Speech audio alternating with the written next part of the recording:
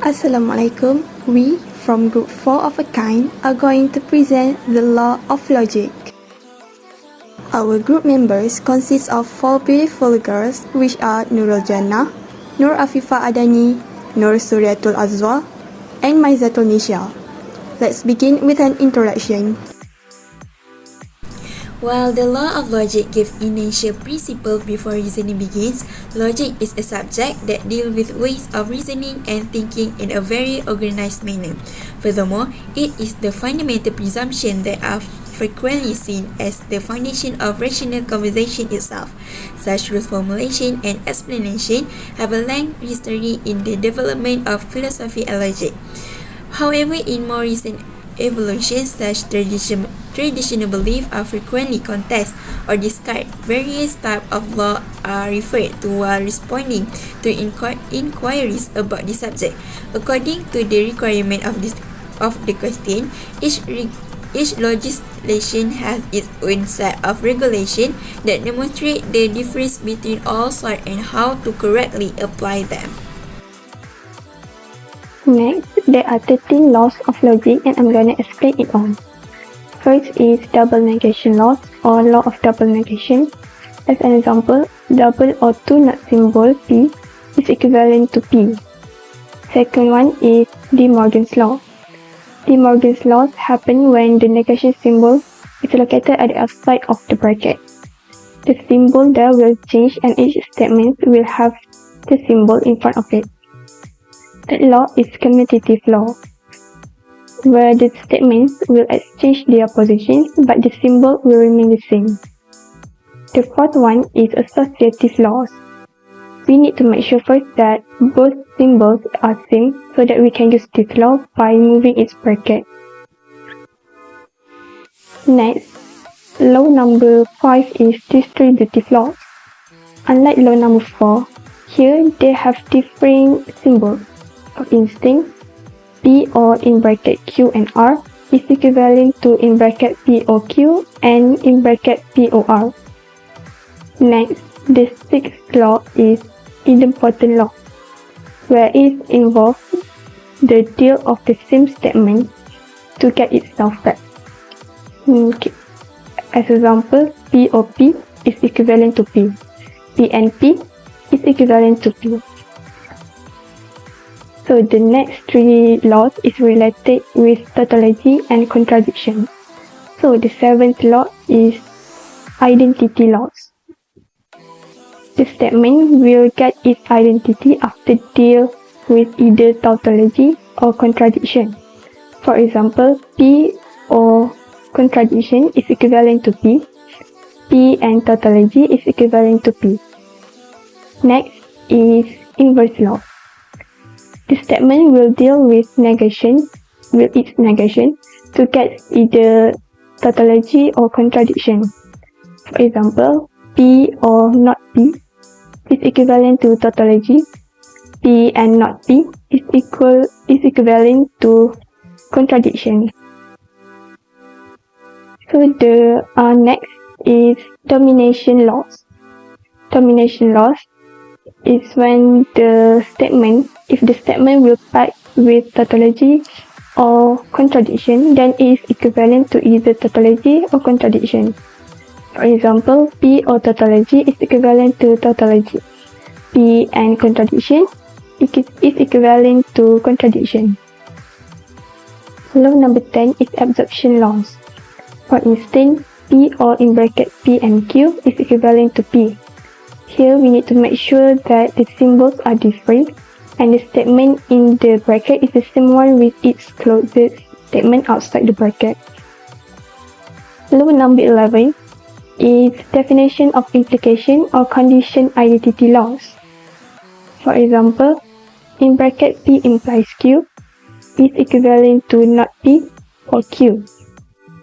Next, law number 12 is contrapositive laws. For example, in bracket P implies Q is equivalent to in bracket not Q implies not P. And the last one is bioconditional identity laws. For instance, in bracket P is and only if Q is equivalent to in bracket P implies Q and in bracket Q implies P. To understand more about this topic, so let's do some exercise in our textbook, page 72. For example 1, show that P implies with P or Q is a tautology by using law of logic. So for the first step, to answer this question by using definition of implication, we will get negation P or Q. Since we have the same symbol or, we have to use associative law to move P in one bracket. Next step, negation P or P will get totally using inverse of law, and the last step is tautology or Q will get tautology using domination of law. Example 2, the question is prove that not open bracket not P and Q close bracket and open bracket P or Q equivalent with P by using laws of logic.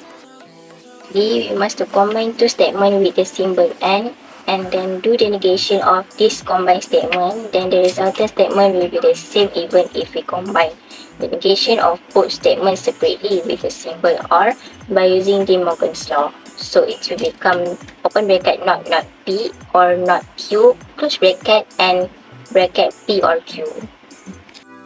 We use double negation law because if we do the negation of a negate statement, then the resultant statement will be the statement itself.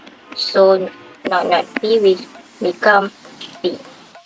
And we use distributive law because if we combine a statement by the or symbol with the two other statements which are joined with the symbol and, then the resultant statement will be the same even if we are separately combining the statement with the symbol or and combining the joint statement with and, so it will become P or bracket not Q and Q. We use inverse law because if we combine the two statements which is not Q and Q, then the resultant statement will be the false statement. We use identity law because if we combine a statement and a false value with the symbol or, then it will generate a false value. So P or false will become P. To solve this question, first we use distributive laws on the square brackets and it is logically equivalent to not in bracket not P and P or in bracket Q and P or P. Next step, we use the inverse laws. We use the inverse law on not P and P statement, so it will become false by using the inverse laws.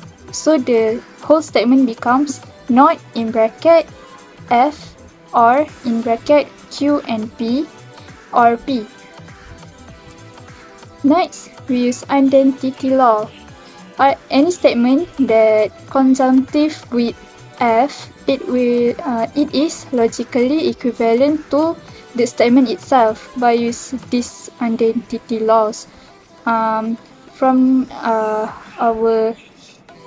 this question, F is conjunctive with Q and P, so it will become only Q and P.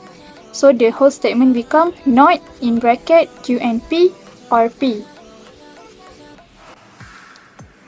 Since the negation is outside the bracket of Q and P, we want to bring the negation symbol inside the bracket by using the De Morgan laws.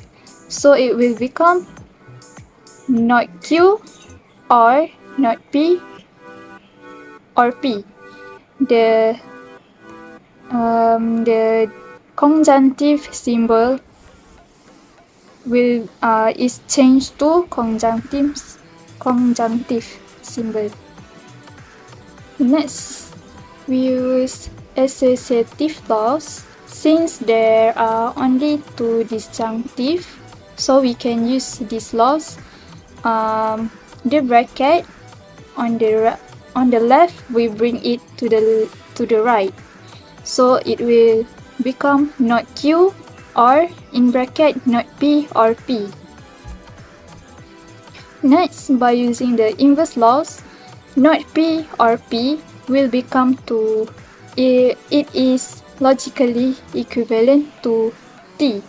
So the whole statement becomes not Q or T. All the statement that conjunctive with T is logically equivalent to T by using domination laws. So the final answer is T or tautology. In conclusion, we should learn and understand all the types of law that found in laws of logic and memorize them. They are double negation law, De Morgan's law, commutative law, associative law, distributive law, idempotent law, identity law, inverse law, domination law, absorption law, definition of implication, contrapositive law, and biconditional identity law. So one of the way to summarize all the laws is students must do many exercises so that they will familiar with all the questions on this topic. And these are all the reference that we use in this video. Thank you for watching.